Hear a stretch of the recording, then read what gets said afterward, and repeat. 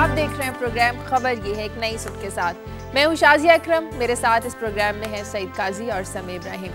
आज सुबह मैं ये सोच रही थी कि क्या कभी वो दिन आएगा कि हम आपको हुकूमत की जानिब से मिलने वाले रिलीफ की कभी कुछ खबर देंगे, कोई खुशखबरी सुनाएंगे, लेकिन क्या करें, हमें मजबूरन वही बताना पड़ता है जो सलूक हुकूमत हम सबके साथ करती है। जी हाँ, हुकूमत ने एक बार फिर आवाम को बिजली की कीमतों में इजाफे का एक नया तोहफा दिया है। फी यूनिट मजीद ₹1.25 महंगा करके। लगता है ऐसे है कि जैसे कीमतों में मुसलसल इजाफा करना हमारी मोहतरम हुकूमत के फराइज में शामिल है और आवाम की जेबें खाली करने का मिशन लेके ही हुक्मरान 5 सालों के लिए हम सबके सरों पर मुसल्लत हुए हैं। क्या उन्हें ये नहीं सोचना चाहिए कि जिस आवाम ने उन्हें अपने वोटों से इक़्तिदार की कुर्सी तक पहुंचाया है, यहाँ पर बिठाया है, आज इन्हीं की जिंदगी मुश्किल बना दी गई है, तो वो सिवाय एहतजाज के अब तो कुछ कर भी नहीं सकते। इस पर बात करेंगे। साथ ही हम बात करेंगे कि मुस्लिम लीग नून के सदर मियां नवाज शरीफ आजकल सिंधियों के दिल जीतने में मसरूफ नजर आ रहे हैं। कहते हैं कि अब सिंध कार्ड तो खत्म हो गया, अब पाकिस्तान कार्ड चलेगा। उधर गिलानी साहब ये कहते हैं कि नवाज लीग ने ना करते हुए आखिरकार उन्हें वजीर आजम मान ही लिया। आज हम बात करेंगे कि क्या मुस्लिम लीग नून सिर्फ शोर मचाने के लिए 4 दिन सड़कों पर आती है और आवाम को बेवकूफ बनाने के बाद फिर एक गहरी खामोशी इख्तियार कर ली जाती है।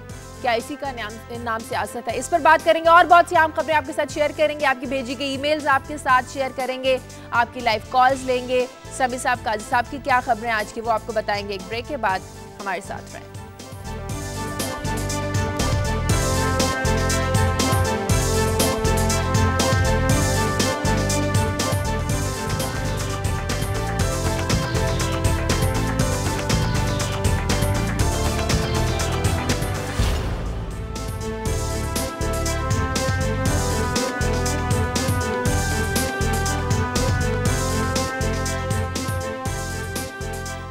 के बाद खुशामदीद। जैसे कि आप जानते हैं कि रोजाना एक नया सवाल हम अपने प्रोग्राम में शामिल करते हैं। आज का हमारा सवाल ये है कि क्या आपको आने वाली किसी भी सियासी जमात से तवक्को है कि हमारे मुल्क से लोड शेडिंग का खात्मा हो सकेगा? मुस्लिम लीग नून भी दावे करती है, तहरीक इंसाफ भी दावे करती है, पीपल्स पार्टी तो खैर हर साल ही दावे करती है कि लोड शेडिंग का खात्मा हो जाएगा। आपको किस सियासी जमात से उम्मीद है कि हमारे मुल्क से लोड शेडिंग का ये लोग खात्मा कर पाएंगे? अपनी राय दीजिए, हमें ईमेल्स कर दीजिए या टेलीफोन पर अपनी राय दीजिए, SMS हमें कर दीजिए।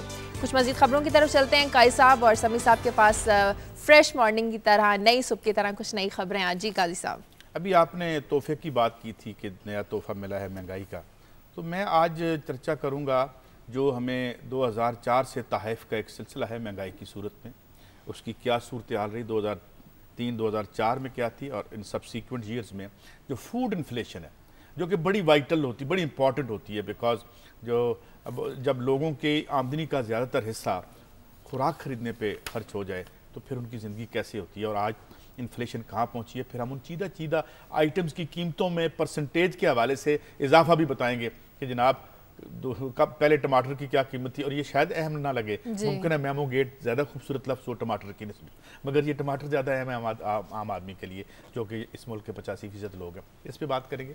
डुअल नेशनैलिटी की बात करेंगे। 25 मई को बुला लिया है फिर, और इरफान कादिर साहब जो कि एजी हैं, उनका कहना है कि ज़रा सुप्रीम कोर्ट को पढ़ लेना चाहिए था वो कानून जिसके तहत उन्होंने ये सब कुछ किया। यूँ लगता है कि बड़ा इरफान कादिर साहब जो है तलवार सौंध के आ जाते हैं तहफ़्फ़ुज़ के लिए, उन्हें अदालत से कोऑपरेट करना चाहिए जो भी आइन के मुताबिक है। इस सिलसिले में देखेंगे। फिर एक और इंतहाई इंटरेस्टिंग डेवलपमेंट हुई जिसे खास तौर पर मैंने आज पिक किया। मेहरान गेट में कल, मेहरान गेट स्कैंडल आप जानती हैं जो ISI, जी बिल्कुल बिल्कुल, उसमें शाजिया दुरानी साहब ने फरमाया है कि गलत कहते हैं जनाब किबला जो हमारे चीफ ऑफ आर्मी स्टाफ थे बेग साहब, कि उनके इल्म में नहीं था, उनके इल्म में था। और एक उन्होंने बड़ी इंटरेस्टिंग बात की, वो कहते हैं जी मैंने ये किया और मैं एज आर्मी जनरल जो है मैंने इसे ओन करता हूँ और मैंने कौमी मफाद को सामने रख के किया। अच्छा, ये कौमी मफाद बड़ी अजीब चीज़ है। एक गिलानी साहब का कौमी मफाद है, एक फ़ौज का कौमी मफाद है, एक ISI का कौमी मफाद है, ठीक है, इस आवाम का भी कोई कौमी मफाद है? वो कौम जो है जिसको आप ये महंगाइयाँ दे रहे हैं उसका कोई कौमी मफाद है? उसका मफाद तो आपने देख लिया, ये जो कीमत बढ़ी है इसकी, और बाकी मैं अर्ज कर दूंगा इन्फ्लेशन बता के कि उसके मफाद का इनको कितना ख्याल है। तो ये कौमी मफाद भी कोई बहुत बड़ा ड्रामा और फ्रॉड लगता है, शायद इस पर गौर करेंगे। और आखिर में होली फैमिली में एक माँ ने 2 बच्चों को जन्म देना था और तमाम रिपोर्ट्स के मुताबिक उसके यहाँ ट्विन्स होने थे, मगर जब वो उसकी डिलीवरी हुई तो उसको एक हैंड ओवर किया गया बच्चा। पहले तो वो खामोश रहे जब उन्हें बताया गया कि आपका एक बेटा हुआ है, क्योंकि उन्हें खौफ था कि एक बेटा अभी उनके पास है। तो जब वो उनको बेटा मिला तो उसके बाद उन्होंने हाउ की एक प्रोटेस्ट किया। इस पे कमेटी बना दी है हॉस्पिटल ने। मैंने ख़ास तौर पे इस खबर को इसलिए लिया है कि एक तसलसल के साथ समी साहब, बच्चे छोटे फूल जैसे बच्चे जो है वो माओ से जुदा किए जा रहे हैं। क्या क्या बेचना है हमने, अब हम बच्चे बेचने पे भी आ गए हैं लोगों। अगर मैं नहीं कह रहा, I am not aliasing anything जब तक इस प्रोब का जो नतीजा नहीं निकलता, लेकिन हम इस स्टोरी को फॉलो करेंगे और देखेंगे ये क्या हुआ था। सही जी समी साहब। शाजिया, अमेरिका से खबर आई है कि वाइट हाउस ने जो अमेरिकी कांग्रेस में पाकिस्तान की इमदाद को मशरूत करने का बिल था उसको वीटो कर दिया। इस खबर को हम चुना इसलिए, मैंने पहली खबर इसलिए बनाया कि देखें अमेरिकी कांग्रेस भी एक पार्लियामान है, उस पार्लियामान ने कुछ सिफारिशात बनाई जो यकीनन अमेरिकी मफादात की नज़र में बनाई गई थी। लेकिन वाइट हाउस सदर भी इलेक्टेड हैं, वो भी अवाम के नुमाइंदा हैं। उनका ये ख्याल था कि नहीं, ये जो पाबंदियाँ इस वक्त आप पाकिस्तान पे लगा रहे हैं ये अमेरिका के मफाद में नहीं है, वहाँ पर जो कुछ भी हो रहा है अमेरिका के मफाद में हो रहा है। लेकिन एग्जेक्टिव भी क्योंकि इलेक्टेड है तो उसने उन पाबंदियों को रिजेक्ट कर दिया। तो जोड़ेंगे इसका रिश्ता आज, इसका ताल्लुक पाकिस्तान के यहाँ पर जो एग्जेक्टिव है क्या वो भी उस तरीके से सोच रही है, क्योंकि वो भी इलेक्टेड हैं और पार्लियामेंट बिलाशुबा वो भी, इन्होंने जो सिफारिशात दी हैं नेटो सप्लाईज़ के हवाले से, वो भी एक इलेक्टेड बॉडी है, पाकिस्तान के मफादात का तहफ़्फ़ुज़ करती है, पाकिस्तान के अवाम की नुमाइंदा है। लेकिन डेमोक्रेटिक सोसाइटीज़ में देखेंगे कि किस तरह हर आदमी, हर ऑर्गन अपना रोल किस तरह अदा करता है। हमारे यहाँ शायद कुछ एग्जेक्टिव की जानिब से काई साहब इस किस्म के रोल में कमी आ रही है और लग ये रहा है कि वो जो पार्लियामेंट से बाहर की कुव्वतें हैं या पार्लियामेंट के अंदर जो अक़लियतें हैं उन्होंने एक ख़ास मसले पर हॉस्टेज बना लिया है। गैरत बेगैरत ब्रिगेड की बात करके इस पर बात करेंगे। फिर Shazia, steel mill corruption case 2009 में चीफ जस्टिस साहब ने उसको अज खुद नोटिस लिया, मार्च 2012 में उसका फैसला भी रिजर्व किया, लेकिन जो फैसला आया वो ये है कि रहमान मलिक साहब को तौहीन अदालत का नोटिस और सारा मामला नैब को दे दिया कि आप इन्वेस्टिगेट करें।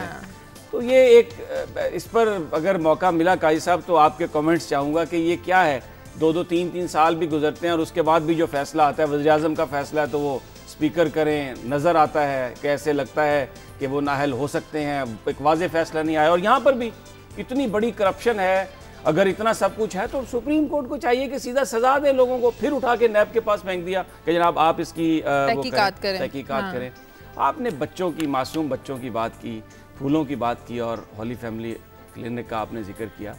एक जो खबर पंजाब में आई है कि चिल्ड्रन हॉस्पिटल, एक ही हॉस्पिटल है बच्चों का पूरे सूबे में, 4000 से ज़ायद बच्चे इस वक्त वहाँ पर अपने दिल की सर्जरी के मुंतज़र हैं।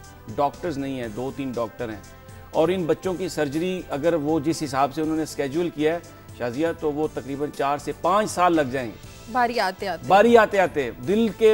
अगर वो जिंदा रहे 4-5 साल तक तो फिर उनकी सर्जरी होगी। तो ये देखेंगे कि क्या तरजीहात हैं हमारी हुकूमतों की, किस तरीके से बात की जाती है। फिर तहसील जतोई है, मुजफ्फरगढ़ की तहसील, 6 लाख की आबादी है, एक भी लड़कियों का कॉलेज नहीं है वहाँ पे। 2008-2009 से यूएई की गवर्नमेंट 6 करोड़ रुपए ऐलान कर चुकी है वहाँ पर कि हम आपको देने के लिए तैयार हैं, यहाँ पर आप लड़कियों का कॉलेज बनाएं। वहाँ पर जो ज़मीन है मकामी जो गवर्नमेंट है वो भी दे चुकी है, वो भी लेकिन हमारे यहाँ वो जो यहाँ से चीफ मिनिस्टर सेक्रेटेरिएट से अभी वो समरी आगे मूव नहीं हो रही। तो यही गालबन वो बात है काई साहब जिसकी वजह से लोग ये मुतालबा करते हैं कि छोटे एडमिनिस्ट्रेटिव यूनिट होने चाहिए और जो सूबे हैं वो एक जनूबी पंजाब के सूबे को भी बनाई जाने की बात की जा रही है। और फिर जिक्र करूँगा डॉक्टर खलील चिश्ती का। देखें एक पाकिस्तानी का अज़्म क्या है, 20 साल तक वो इंडिया में कैद रहे, अभी इस वक्त वो भारतीय सुप्रीम कोर्ट ने उनको इजाज़त दी और वो पाकिस्तान आए हैं। क्या पहला बयान दिया उन्होंने कि मैं ज़मानत पर हूँ, अदालत को ये कहकर आया हूँ कि अगर आपने मुझे बुलाया तो मैं वापस आऊँगा और मैं अपने इस अज़्म पर कायम हूँ कि मुझे अगर अदालत ने बुलाया, अगरचे वो एक दुश्मन मुल्क की अदालत है, लेकिन उन्होंने कहा कि मैं वापस जाऊँगा, अदालत में पेश होऊंगा। ये है एक पाकिस्तानी का करैक्टर, ये है पाकिस्तान। काश इस पर बात करेंगे कि खुदा हमारे जो अकाबरीन हैं उनमें भी जो अपना वो वादा करें उसको पास करने की इतनी हिम्मत और ताकत दे जिससे पाकिस्तान के अवाम की कोई जो हालात हैं उसमें तब्दीली आए। सही समी साहब, काजी साहब, समझ नहीं आती अब तो कि हुकूमत की किस नाअहली पर बात करें। जिस भी इदारे को देख लें, जिस भी खबर को देख लें, एक ही बात समझ में आती है कि नुकसान सिर्फ आवाम का हो रहा है। कल से फिर एक खबर, बिजली महंगी हो गई। हाँ शाजिया, इसकी जो तफसील है वो ये है कि इसमें अब जो नीची वाली स्लैब में 50 यूनिट इस्तेमाल करने वालों को तो टच नहीं किया गया, मगर जो 100 यूनिट्स करते हैं वो भी बड़े गरीब लोग हैं, उन्हें भी पर यूनिट 71 पैसे का टीका लगाया इन्होंने। इसके बाद 100 से लेकर 300 के जो यूनिट्स इस्तेमाल करते हैं उनमें उनके जो पर यूनिट इजाफा किया है वो ₹1.07 है। और इसके बाद 700 तक जो इस्तेमाल करते हैं वो ₹1.70 और फिर इससे आगे ₹2.12। अब अच्छा इसमें है क्या?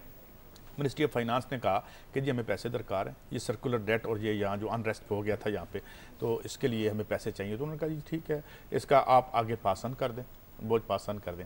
ये जो हम बार बार यहाँ पे बात करते हैं कि ठीक है, अभी मैं कौमी मफाद के अलावा बात करूँगा, मगर यहाँ किसका मफाद है? मैं आज जितनी मैंने स्टोरीज़ मैंने शामिल की हैं उसमें आपको अंदाज़ा होगा कि जब ये कौमी मफाद कहते हैं तो कितने महदूद से एक ग्रोह और तबके का मफाद होता है। ये सारे पैसे निकल के कहाँ जाएंगे? कहाँ ये पाइल अप होंगे प्रॉफिट्स जहाँ पे हो रहे हैं, जो दो ऐसी दुनियाएं बना रहे हैं यहाँ पे कि जिनका आपस में रिश्ता खत्म होता चला जा रहा है। अगर आप देखें ना, लाहौर में देखें तो ये सोसाइटी में क्यों है क्राइसिस? इसमें आप देखते हैं छोटे छोटे जजीरे हैं जहाँ हम जाते हैं। तो मैं जब अमेरिका बहादुर गया था कुछ अरसे के लिए, तो अब मैं वापस आता हूँ तो मुझे वो अमेरिका को शर्मा देता है वो इंफ्रास्ट्रक्चर, और जो ही हम आबादियों से निकल के इधर जाते हैं तो लगता है अफ्रीका में आ गए। अच्छा, ये बहुत बन रहा है। ये जो इजाफे किए जाते हैं अपने खसारे को पूरे करने के लिए, कंपनीज को ये पे नहीं कर सकते हैं। देखिए ना, आप जब ये मिसाल के तौर पर स्कैंडिनेवियन कंट्रीज हैं, तो वो उन्होंने एक अरसे तक इस निज़ाम को इस तरह चलाया कि अवाम के पास तो इतनी आमदनी नहीं होती कि वो इलाज करवा सके, या फिर अमेरिका ने इंश्योरेंस का निज़ाम बना लिया, चैलेंज कोई हेल्थ इंश्योरेंस, वो भी हालांकि बहुत बड़ा स्कैम और फ्रॉड है, सभी सब बेहतर जानते हैं। मगर ये है कि आप लोगों को कैसे फैसिलिटेट करें। आप उन लोगों को टैक्स लगाएं, बिलियंस ऑफ डॉलर्स लोगों के पास जहां पाइल अप और पार्क्ड हैं। हमने कल बात की थी, आपको पता है हम यहाँ स्टोरी कर चुके हैं कि पाकिस्तान के लोगों के बताया जाता है एक इंतहाई यानी मुताद अंदाजे के मुताबिक 200 से 500 अरब डॉलर सिर्फ स्विट्जरलैंड में पड़े, हालांकि 60 सेफ हेवन्स हैं। कल हम स्टोरी कर चुके हैं इस बात पे जहां पे ये इलीगल मनी पार्क होती है। सवाल ये है कि यहां पे सबसे आसान तरीका ये है कि जब क्राइसिस आए उस क्राइसिस का जो बिल है वो अवाम पर डाल दो। अच्छा, इसमें मैं सिर्फ एक बात करूंगा शाजिया, ये तो काजी साहब ने तो माशाल्लाह एक बड़ा इनसाइट इन्फॉर्मेशन दी है। सारा ये जो सारा मामला जो कैसे है कि इस वक्त जो वापडा है ना, ये कल खुद कहा वजीर इतलात और नशरियात ने कि 400 अरब रुपया जो है वो वापडा ने लेना है। अच्छा, इसमें 150 अरब रुपया जो है वो हुकूमती जो इदारे हैं उनसे लेना है। हाँ। अब जो टोटल बेसिकली ये जो बोझ क्यों डाला गया, इससे 88 अरब रुपए की जो सब्सिडी है वो आवाम से वापस ली जाएगी। टोटल जो सब्सिडी है ना जो देती है बिजली पर गवर्नमेंट, वो 300 अरब रुपए की है। अब नाद हिंद की 400 अरब रुपए की है, और ये जो आपने सारा इतना बोझ डाल दिया आवाम पर, उसे सिर्फ 88 अरब रुपए बाकी जो है वो आहिस्ता आहिस्ता डालते जाएंगे। आहिस्ता आहिस्ता क्या डालेंगे? अगर ये सारे जो वापडा ने पैसे वसूल करने हैं वो सारे पैसे टाइम पे वसूल कर लें, जो इदारे नादहिंदा है उनसे वसूल कर लें, तो आवाम पर ये बोझ डालने की जरूरत नहीं है। मैं पहले ही कह चुका हूं कि ये एक केस है नाअहलियत का। हुकूमती इदारे अपने फ़राइज़ जो हैं वो सर अंजाम नहीं दे पा रहे। छोटा सा जिसका 100 यूनिट का बिल है, 1500 रुपए का, 2000 रुपए का, उसकी बिजली काट देंगे। और जो इदारा 2 अरब 4 अरब 6 अरब रुपए का ना देंगे, ये सरकारी इदारे हैं जिन्होंने देने हैं जी। 150 अरब रुपया सरकारी इदारों ने देने हैं, सरकारी कंपनीज ने देने, और वो सरकार उन्हें पैसे नहीं देती। सरकार उन्हें पैसे नहीं देती। वो सर्कुलर डेट क्यों नहीं देती? इस पे सोचें, क्योंकि सरकार के पास है नहीं, सरकार अहलियत का मामला है, वही ना, सर करप्शन का मामला है, बदनवानी का मामला है। उसकी वजह है कि रियासत को जब आप चलाते कैसे हैं, कैसे चला रहे हैं आप? जब आपके पास जो फंड्स आ रहे हैं, पहली बात तो आप टैक्स नहीं लगा रहे, आप प्रॉपर फंड जनरेट ही नहीं कर रहे, और वो जो काला धन है वो लोगों की निजी मलकियत बनती चली जा रही है, उसको आप रिट्रीव नहीं करते। आप जो टैक्स, मैं आपको एक और बात बताऊं, आप ना टैक्स बढ़ाएं।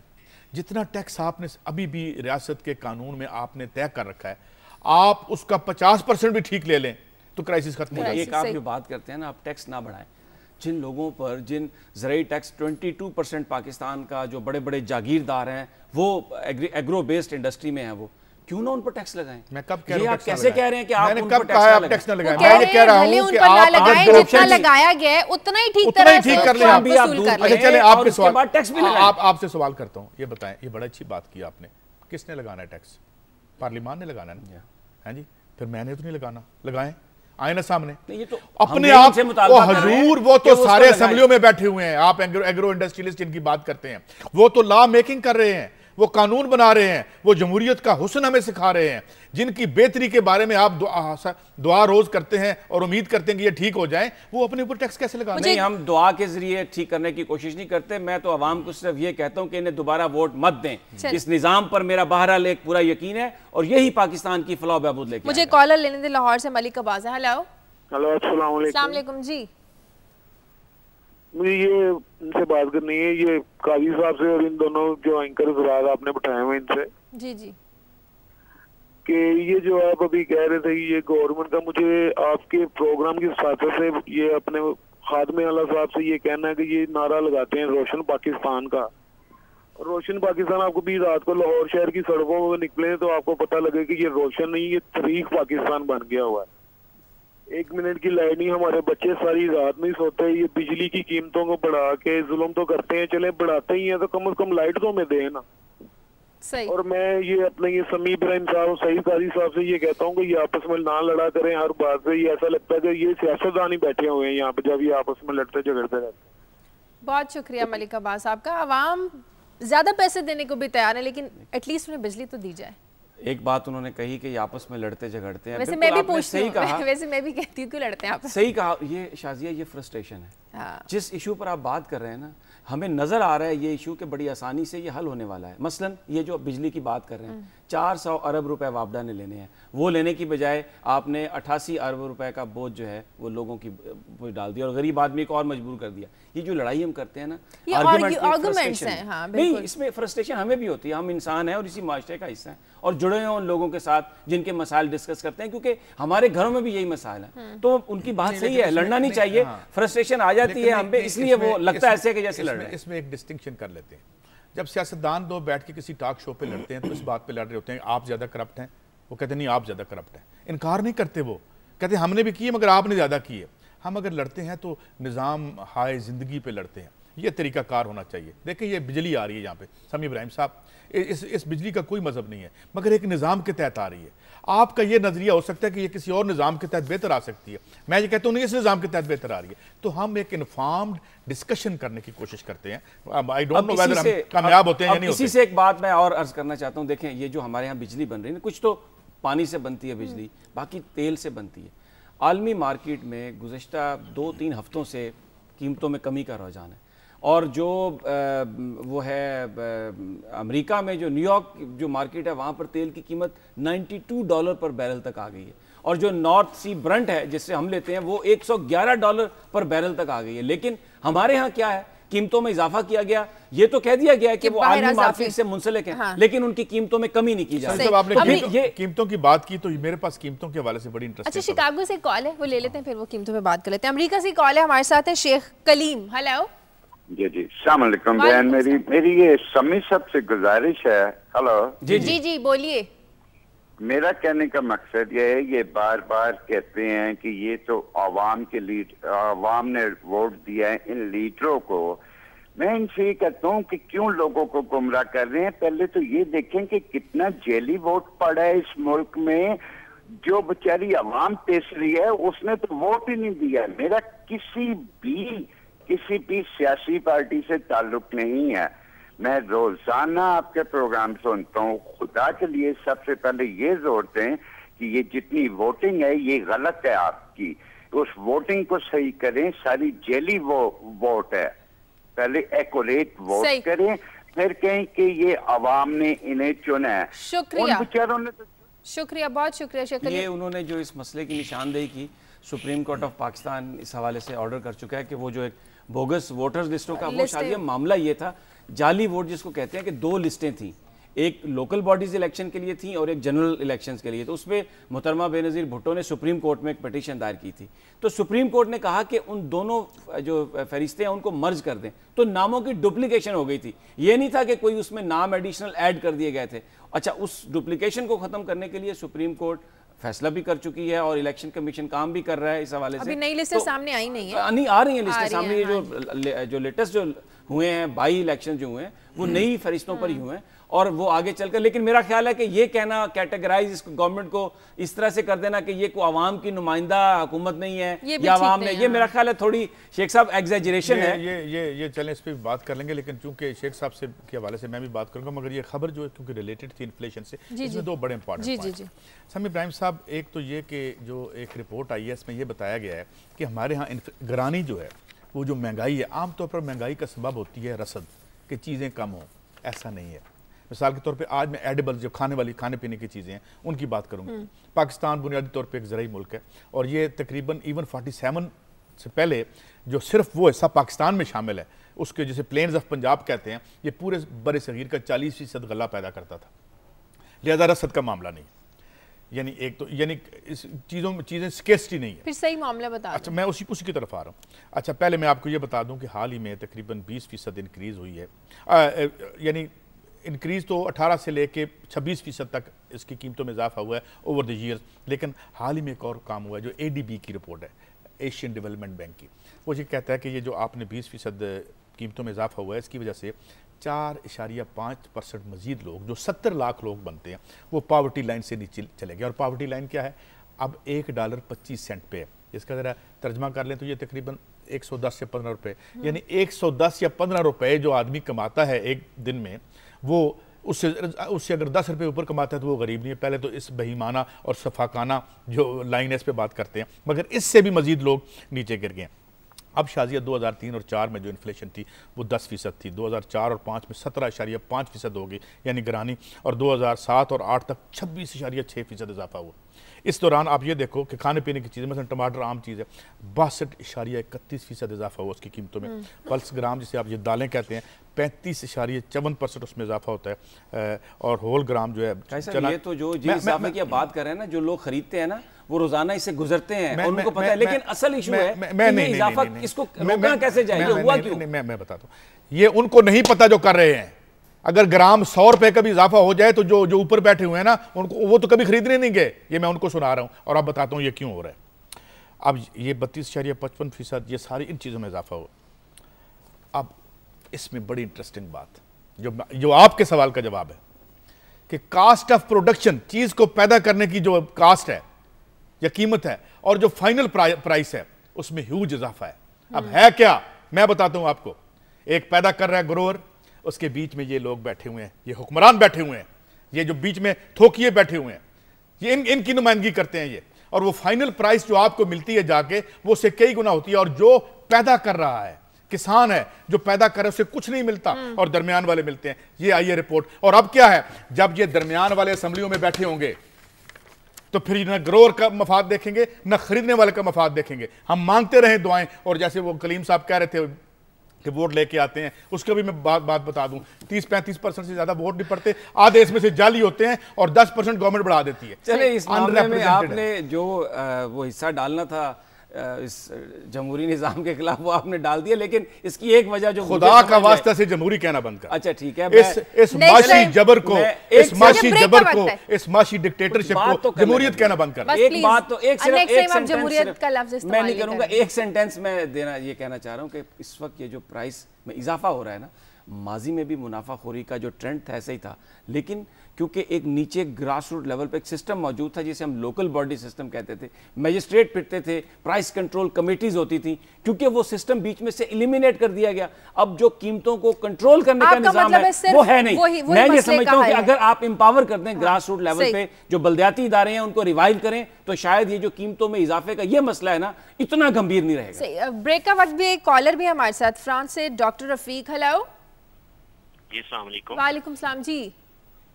जी Shazia, actually indeed good show and अस्सलाम वालेकुम to काजी साहब and समी साहब। एक्चुअली एज अ डॉक्टर मैं रिसेंटली मैंने पाकिस्तान विजिट किया, तो मुझे ऐसे लगा कि मैंने 1-2 दफ़ा हॉस्पिटल में गया तो मुझे ऐसे लगा कि सारे पाकिस्तानी जो हैं वो पेशेंट्स हैं, यानी कि इतना रश होता है हॉस्पिटल्स में। और I was really surprised to know that hepatitis, I am being a pathologist and neuroscientist, there are hepatitis, TB, like other infectious diseases. I was really surprised. हमें पॉलिटिशियंस पे भी बातें करते रहते हैं, लेकिन ये मैंने बहुत कम प्रोग्राम देखे कि आप लोग हेल्थ पे कुछ बात करें या हमारे पॉलिटिशियंस को हेल्थ के हवाले से कुछ रेमेडीज करें। तो हमें खुदा के लिए कुछ इस तरह सोचना चाहिए कि ये हमारी सोसाइटी अगर हेल्थ के हवाले से तबाह होगी तो हम कुछ नहीं कर सकेंगे। सही, बहुत शुक्रिया डॉक्टर साहब। मुझे एक ब्रेक लेनी है, ब्रेक के बाद इस इशू पर बात करेंगे। डॉक्टर्स के हवाले से आज एक दो स्टोरीज भी हम पर उस पर बात करेंगे एक ब्रेक और ब्रेक के बाद खास तौर पर इस पर बात करेंगे कि मियां नवाज शरीफ किस हद तक कामयाब हो सकेंगे सिंधियों के दिल जीतने में। Take a break.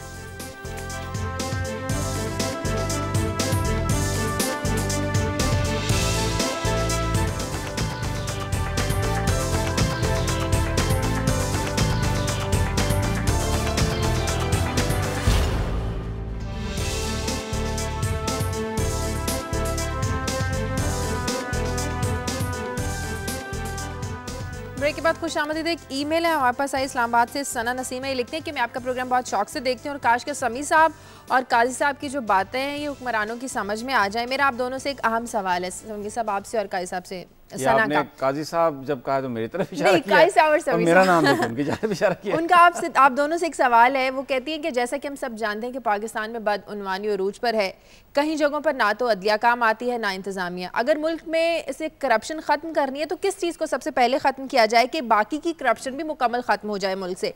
मेरी नज़र में तो मुल्क में जो करप्शन है ये अब जड़ें पकड़ चुकी है और किस जड़ को सबसे पहले उखाड़े उनकी समझ में नहीं आता। जवाब तो मैं नहीं देता, मैंने एक वाकया सुना देता हूँ। सुनाएं। मैंने BBC पे एक बड़ा मुख्तसर तरीन इंटरव्यू देखा कि एक वहाँ पे जो ड्रग माफिया की बहुत बड़ी बैरन थी वो पकड़ी गई, तो उससे उन्होंने इंटरव्यू लिया, उससे सवाल पूछा कि क्या ड्रग का मसला ख़त्म हो सकता है?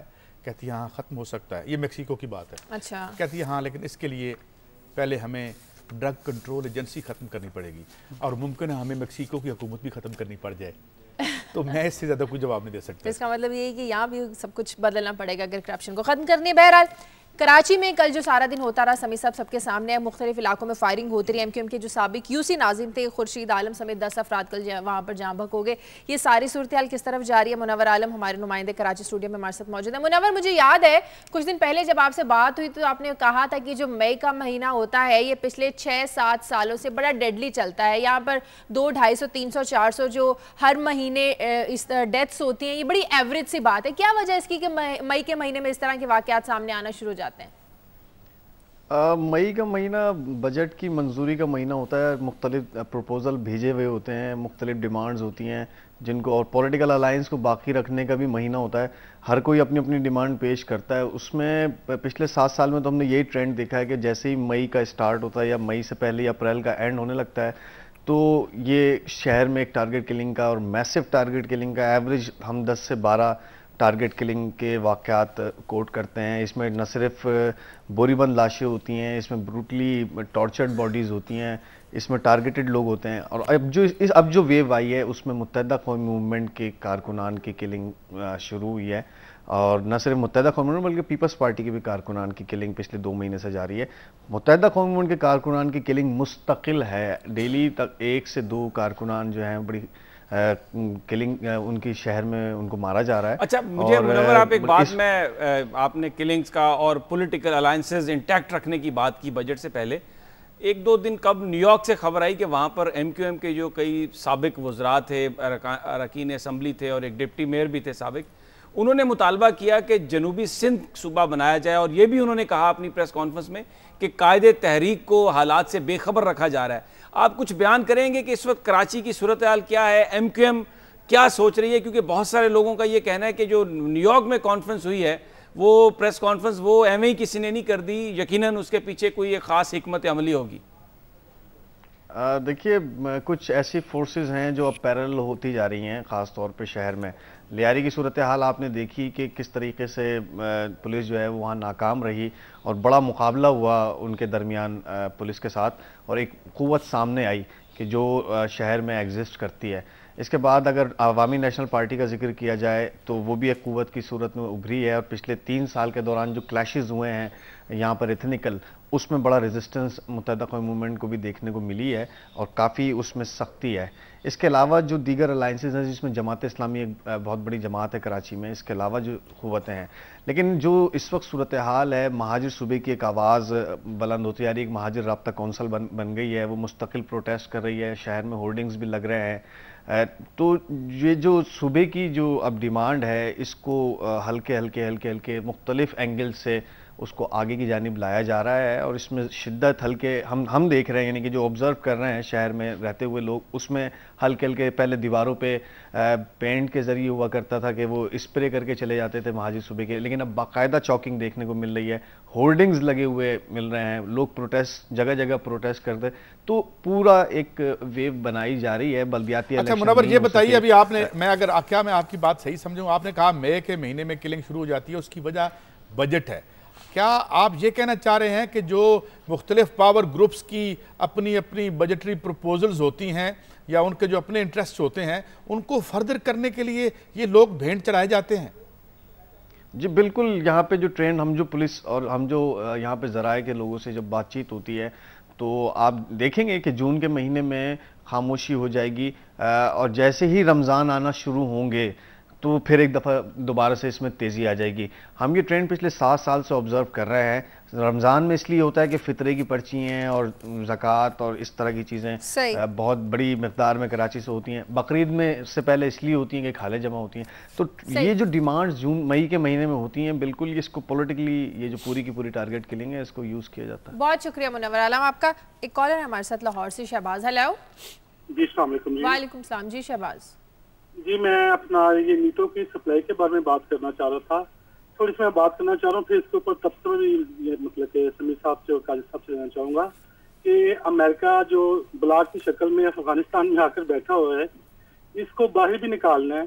तो मेरी तो ये मतलब कि है कि इसको हमें रास्ता देना चाहिए ताकि यहाँ से दफा हो और अफगानिस्तान और पाकिस्तान की अवाम की जान की खलासी हो, क्योंकि हमने 6 माह तक तो इसकी लाइफ लाइन के ऊपर पाँव रखी रखा है। अब जाहिर है वो चीखो पुकार कर रहा है और पाकिस्तान ने काफी इसकी पिटाई की है और मेरे ख्याल में कि नीटो सप्लाई खोल देनी चाहिए ताकि यहाँ से निकले और अवाम को और हमें सुकून हो। बहुत शुक्रिया आपका। लोग समझते हैं कि 6 महीने की पिटाई काफी है। नहीं, देखिए, कोई भी जो मामला है उसका हल जंग नहीं होता, गुफ्तगू के जरिए होता है। अब जहाँ तक बात है अमेरिका, जहाँ तक ये पता चल जाए अमेरिका को कि ड्रोन हमले हल नहीं होता, जंग हल नहीं होता। जी जी जी प्लीज़। जहाँ तक बात है वहाँ से नेटो सप्लाई की बहाली की और अमेरिका के निकलने की, बहाल अगर कर भी दें सप्लाई तो वो ज़ाहिर है हमारे अकाबरीन जो भी एक मुल्की मफादात हैं उसकी नज़र में ही फैसला करेंगे, लेकिन अमेरिका का या सुपर पावर का जो अफ़गानिस्तान से इंटरेस्ट का खात्मा मुझे नज़र नहीं आ रहा, क्योंकि उन्होंने अफ़गानिस्तान से एक स्ट्रेटेजिक एग्रीमेंट किया है शाजिया कि जिसके नतीजे में वो 2014 के बाद भी अगले 10 साल तक अमेरिका किसी न किसी सूरत में अफगानिस्तान में मौजूद रहेगा। लेकिन बहरहाल इस सारी सूरत हाल का हल गुफ्तगू से ही निकलना है, लड़ाई इमरान से पूछ लेते हैं इस पर क्या पेशरफ्त। इमरान है हमारे साथ लाइन पे इस्लामाबाद से, कोशिश करते हैं इमरान को ले। नेटो सप्लाई के हवाले से 1-2 दिन में फैसला तो जाए। व्हाइट हाउस कांग्रेस में जो पाबंदियां लगाई गई थी, आपने भी बताया कि मैं उसका पहले मैं जिक्र कर दिया उसका, लेकिन वो बेसिकली ये है कि देखें जो जहाँ पर मुल्की मफादात को मद्देनज़र रखा जाता है ना, वहाँ पर ये नहीं देखा जाता कि किसी की क्या ईगो है या पहले किसी का क्या स्टांस था। अब बड़े पाकिस्तान मुखालिफ जिस बात है अमेरिका में, कांग्रेस ने लेजिस्लेशन कर दी, मशरूत कर दी हर चीज़ को, लेकिन अमेरिका ने इसको, व्हाइट हाउस ने, एग्जेक्टिव ने इसको रिजेक्ट कर दिया। वहां पर भी पार्लियामान जो है वो बड़ी बालादस्ती है उसमें, लेकिन उन्होंने ये कहा कि नहीं, ये उनके मफाद में है, यानी वो पाकिस्तान की मोहब्बत की बात नहीं कर रहे, वो कह रहे हैं कि हमारे मफाद में ये है कि जनाब ये करना पड़ेगा। अब अगर पाकिस्तान के मफाद में ये बात नजर आ रही है कि आप पूरी दुनिया से लड़ाई झगड़ा कैसे मूल लेंगे और कोई एक सूरत हाल से बचने की एक कोई निकालता है, उसकी कोशिश करता है और वो मुल्की मफाद में है, तो मेरा ख्याल है इस चीज से पार्लियामेंट ने जो सिफारिशें दी थी पहली बात तो ये, अगर एग्जेक्टिव भी इलेक्टेड है, बात तो ये है कि पहले वो बिल लेके आए, हमारी आर्म ट्विस्टिंग की उन्होंने कि हम आपकी ये चीजें बंद कर देंगे, आप इसको खोल दें। उन्होंने हमारी जो स्टैब्लिशमेंट है उसकी आर्म ट्विस्टिंग की। जब इधर से इंडिया मिल गया कि जनाब ये ना कीजिएगा, ये दुनिया में डिप्लोमेसी ना इतनी अच्छे लेड आउट रूल्स के तहत नहीं चलती, ये ब्लैक मेलिंग पे चलती है, और यही हुआ है। और दूसरी बात में एक और भी ऐड कर दूं कि ये जिस तरह समी साहब कह रहे थे कि जंग जो है वो हम कैसे जान छुड़ाएं इनसे, कि यहाँ आके जो बैठ गए हैं ये तो अंदर आके मजीद बर्बाद कर रहे हैं हमें। अब ये जब आएंगे यहाँ से फिर नेटो ट्रक्स गुजरेंगे, यहाँ फिर अटैक्स होंगे, फिर आग लगेगी।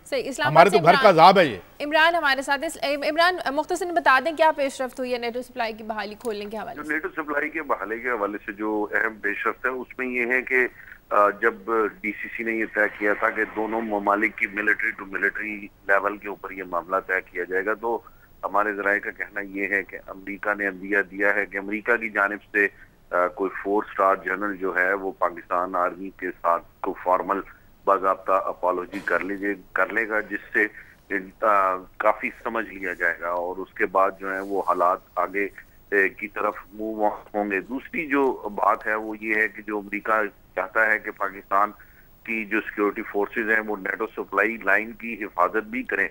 उस हवाले से पाकिस्तान ने $2000 फी कंटेनर प्रपोज किया है अमेरिका को कि वो उसका किराया जो सिक्योरिटी और फिर इंफ्रास्ट्रक्चर डैमेज के हवाले से वो दिया जाए। उसके ऊपर निगोशिएशंस जो हैं वो अभी हो रही हैं।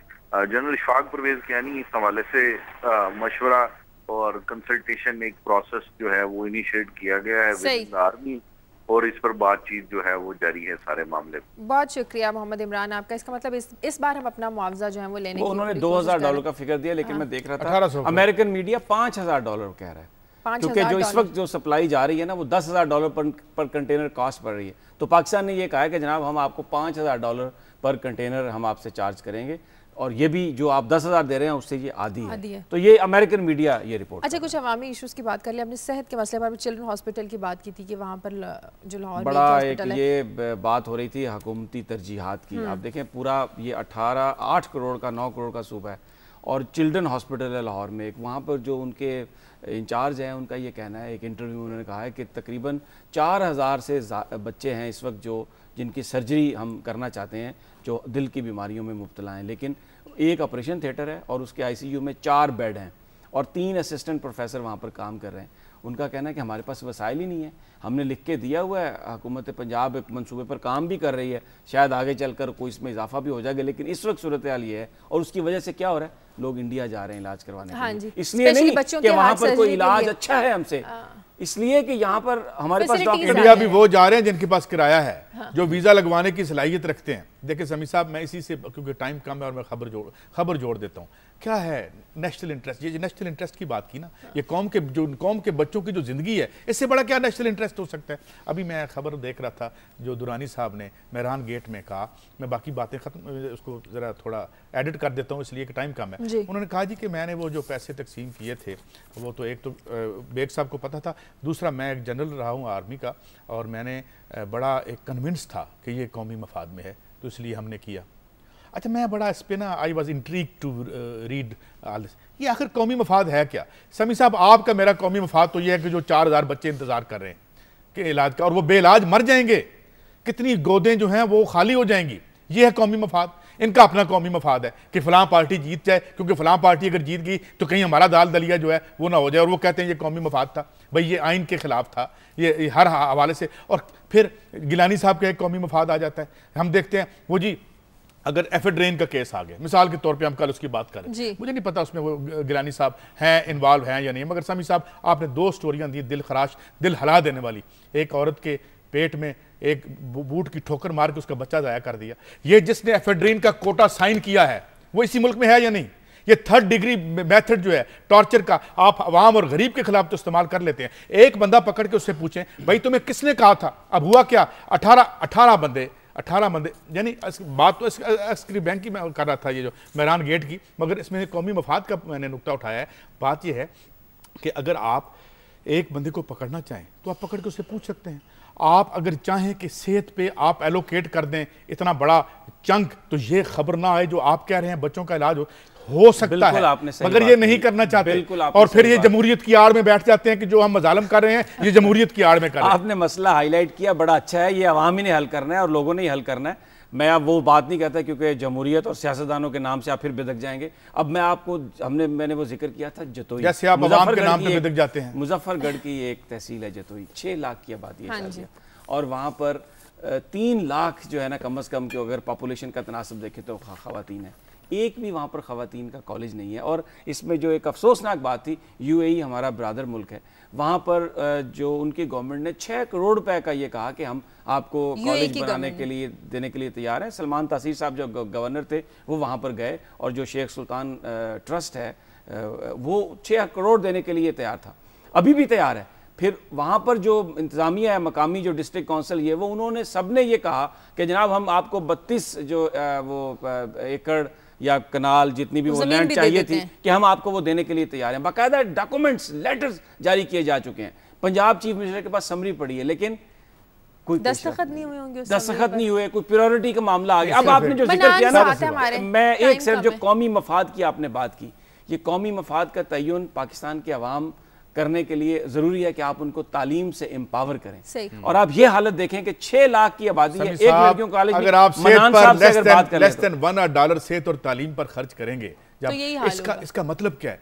ना हम कौम को तालीम देना चाहते हैं, ना हम सेहतमंद कौम चाहते हैं। मनान साहब से जरा अगर इस सवाल से। बिल्कुल, मनान हमारे साथ है। मनान, क्या वजह है बाहर की जो गवर्नमेंट्स हैं वो हमें पैसे भी दे रही हैं, जमीन भी अलॉट कर दी गई है, समरी भी पड़ी है CM साहब के पास, लेकिन कॉलेज अभी तक नहीं बन सका?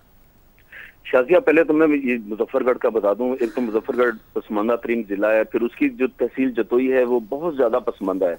वहाँ पे मुख्तार माई जैसे केसेस रोनुमा होते हैं क्योंकि वहाँ पे लिटरेसी रेट बहुत कम है, और वहाँ पर खवातीन पे तशद्दुद, उन पे जुल्म और उनके हकूक को सलब करना एक रूटीन मैटर है। उसमें वो ये यानी इसको खबर ही नहीं समझा जाता, इतना यानी ये पसमानदा इलाका है। मुजफ्फरगढ़ की जो तहसील जतोई है इसकी 6 लाख से ज्यादा आबादी है, लेकिन आज तक वहां पर सिर्फ और सिर्फ मैट्रिक और वो भी आर्ट्स में तालीम की सहूलत मुयसर है। वहां पे साइंस में भी बच्चियां तालीम हासिल नहीं कर सकती। अब वहां से जो डिग्री कॉलेज है मुजफ्फरगढ़, उसका जो डिस्टेंस है वो 90 किलोमीटर है। वहां तक गरीब लोग अपने बच्चों को भेज ही नहीं सकते। अब वो क्या है, सिर्फ ये हुआ है कि गवर्नर का क्योंकि ताल्लुक पीपल्स पार्टी से था, उसने ऐलान कर दिया। उसके बाद अब जो सूबाई हुकूमत है, हालांकि वजीर आला पंजाब के नोटिस में डॉक्यूमेंट्री प्रूफ है, उनके नोटिस में ये बात है, बाकायदा उनके पास सबमिट किया गया है। उसके बावजूद आज तक इसके ऊपर अमल दरामद नहीं किया गया। और यहाँ के जो लोग हैं यहाँ एहतजाज कर करके थक गए हैं कि हमें हमारी बच्चियों को तालीम की जो है ना उससे दूर ना रखा जाए, हमें भी तालीम की जरूरत है यहाँ। और दिलचस्प एक आपको बात बताऊं कि सरदार कौड़े खान जतोई का यहाँ से ताल्लुक था, जिन्होंने एशिया में सबसे ज्यादा रकबा तालीम के लिए डोनेट किया, 88,000 कनाल, वो जतोई से बिलोंग करते थे। और जुल्म यह है कि उसके शहर में जिसने 88,000 कनाल जमीन सिर्फ गरीब और नारदार तलबा के लिए रखी थी, उसमें खवातीन के लिए तालीम का कोई बंदोबस्त नहीं है। उसकी जो इनकम है जो अरबों में है वो गवर्नमेंट अपने अल्लाह तल्लल्लो में तो उड़ा देती है, लेकिन एजुकेशन पे खर्च नहीं करती। जो बहुत शुक्रिया। मैं एक सिर्फ, मुझे पता है आपका टाइम खत्म हो रहा है, मैं एक सिर्फ कमेंट करूंगा। अब काजी साहब, अगर उस इलाके के लोग ये मुतालबा करते हैं कि एडमिनिस्ट्रेटिव यूनिट हमारा बना दें, कोई सूबा हमें दे दें, हम अपने मसाइल खुद हल करना चाहते हैं, तो मुझे बताएं इसमें क्या प्रॉब्लम है? मैं सूबों की कोई मुखालफत तो की नहीं मैंने कभी। अब 1000 सूबे बना लें, मैं सिर्फ ये कह रहा हूँ कि जब तक ये रूलिंग एलीट बहुत अच्छी बात है कि आप सूबों की मैंने तो पहले भी नहीं की, ये एक ऐसी बात है मैं सिर्फ ये कह रहा हूँ, मैं सिर्फ ये कह रहा हूँ कि इसमें कोई लोगों को कोई ख्वाब ना दिखाएं, लोगों को ये ना बताएं कि जनाब सुबह बनेगा तो सुबह आप जन्नत नज़ीर, ऐसा बिल्कुल कम रहेगा। खबर के वक्त खत्म हो गया, हमने मियां नवाज शरीफ की बात करनी थी कि वो किस तरह की सियासत करते हैं, मुख्तसर इस पे बात करें। नहीं, वो उनकी जो सियासत है वो इस वक्त बड़ा वो गए हुए हैं सिंध में और पीपल्स पार्टी को वो भरपूर नुकसान पहुंचाने की कोशिश कर रहे हैं। अब देखें ये तो इलेक्शन में पता चलेगा।